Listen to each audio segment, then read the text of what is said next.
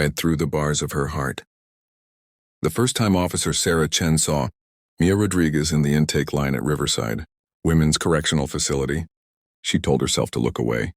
She had been trained for this, to see numbers instead of names, cases instead of faces, sentences instead of souls. But Mia's eyes, dark and defiant yet somehow achingly vulnerable, found Sarah's across the sterile processing room, and in that fraction of a second, something fundamental shifted in the carefully constructed walls Sarah had built around her heart. Mia stood there in an orange jumpsuit that hung too loose on her thin frame, her wrists still bearing the red marks from the transport cuffs, and Sarah felt her breath catch in a way that terrified her because she knew, even then, that this woman would change everything. Sarah had worked at Riverside for 3 years, ever since graduating from the Correctional Officer Training Academy at 24. She had chosen this profession not out of passion but out of practicality. It offered stability, benefits, and a clear path forward in a life that had always felt uncertain. Growing up in foster care had taught her to value security above all else, to build fortresses around her emotions, to never let anyone close enough to leave. Her colleagues respected her professionalism, her by-the-book approach, her ability to remain detached in situations that broke other officers. But they didn't know about the loneliness that consumed her during sleepless nights, the way she sometimes stood in front of her bathroom mirror and wondered if she would ever allow herself to truly feel anything again. Mia was 26 years old and serving a 5-year sentence for accessory to robbery, a crime she had committed out of desperation and misplaced loyalty to a boyfriend who had disappeared the moment the police arrived. She had grown up in the same struggling neighborhood Sarah had once known, bouncing between her grandmother's apartment and the streets, trying to raise her younger sister after their mother's addiction had stolen whatever childhood they might have had. Prison was supposed to be her rock bottom, the place where dreams went to die. But from her first day in cell block D, Mia refused to let the concrete and barbed wire extinguish the fire inside her. She attended every educational program available, devoured books from the prison library, and wrote poetry in a battered notebook. That became her lifeline to the person she hoped to become once she was free. The problem was that Sarah was assigned to cell block D. Their interactions began as they should have: professional, brief, limited to the necessary exchanges that prison protocol demanded. Sarah conducted her rounds with military precision, and Mia responded with the appropriate deference expected of inmates. But there were moments, small and dangerous, when their eyes would meet during the evening count, and Sarah would see something in Mia's gaze that mirrored her own hidden hunger for connection. There were seconds when Sarah would hand Mia her meal tray, and their fingers would accidentally brush, sending electricity through both of them that they would each deny in the solitude of their separate worlds. There were nights when Sarah would pause outside Mia's cell during her rounds and find her reading by the dim light, so absorbed in her book that she looked almost free, and Sarah would have to force herself to keep walking, even though every fiber of her being wanted to stay. 6 months into Mia's sentence, Sarah made her first mistake. She found one of Mia's poems on the floor during a routine inspection. It must have fallen from her notebook. The rules were clear. She should have logged it as contraband or simply thrown it away. Instead, Sarah read it in the privacy of the guard station, and the words shattered something inside her. The poem spoke of walls within walls, of souls trapped not just by bars but by fear, of a woman who had learned to survive by forgetting how to live. It spoke of hope as a dangerous thing, a fragile bird with broken wings that still tried to sing. Sarah folded the paper carefully and, during her next round, slipped it back through the bars of Mia's cell when no one was looking. Their eyes met as she did, and no words were necessary. They both understood that they had crossed an invisible line, and there would be no going back. The relationship that grew between them over the following months existed in stolen glances and whispered conversations. During Sarah's rounds, when the other officers were occupied, they talked about everything and nothing: childhood memories, favorite books, dreams deferred, the weight of regret that both of them carried.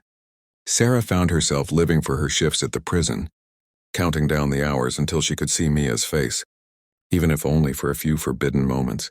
She knew she was violating every professional boundary, risking her career and possibly criminal charges, but for the first time in her life she felt truly alive. Mia, meanwhile, found in Sarah something she had never experienced. Someone who saw her not as a criminal or a case number, but as a complete human being worthy of love and respect. In Sarah's presence, even filtered through prison bars, Mia felt more free than she ever had on the outside. The crisis came during a winter night when the prison heating system failed and temperatures plummeted. Sarah was working a double shift when she noticed Mia shivering violently in her cell, her lips turning blue. Without thinking, Sarah grabbed an extra blanket from the supply closet and brought it to her, a clear violation of protocol that could cost her everything. As she passed the blanket through the bars, Mia's hand caught hers and held it, and for a long moment they stood there, separated by steel but connected by something infinitely stronger. Mia's eyes filled with tears as she whispered, "Why are you doing this? Why do you care?" And Sarah, her voice breaking, answered with a truth she could no longer deny. "Because when I look at you, I see everything I've been too afraid to want for myself. Because you make me believe that broken people can still be beautiful." That night, Sarah went home and cried for the first time in years. She cried for the impossibility of loving someone she could never truly have, for the career she was destroying with each stolen moment, for the lonely years she had wasted protecting herself from exactly this kind of pain.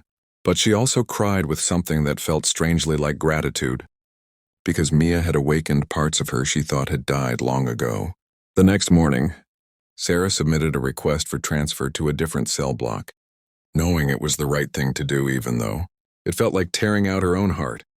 The prison administration approved her transfer within a week. Sarah's last shift in cell block D was the hardest thing she had ever endured. She conducted her final rounds mechanically, avoiding Mia's cell until the very end. When she finally stood before those bars for the last time, Mia was waiting, her face composed but her eyes revealing everything. They couldn't speak.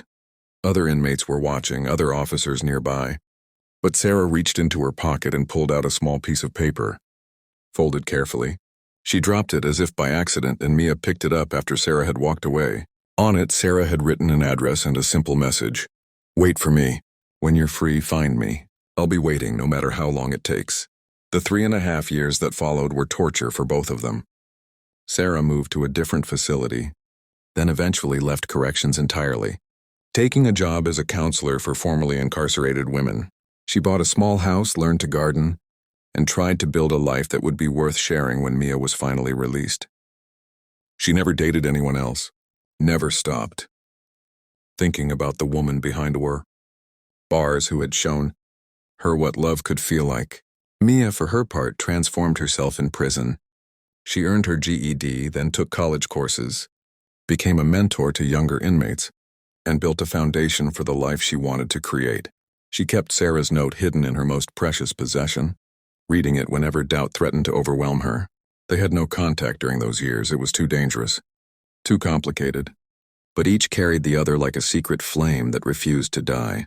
The day Mia walked out of Riverside Women's Correctional Facility, she was 30 years, old and carrying nothing but a plastic bag of belongings and Sarah's address memorized in her heart. She took 2 buses and walked the final mile to a modest blue house with a garden in front. Her hands shook as she knocked on the door. When it opened, Sarah stood there, older now, her hair touched with gray, but her eyes exactly as Mia remembered them. Neither of them spoke at first.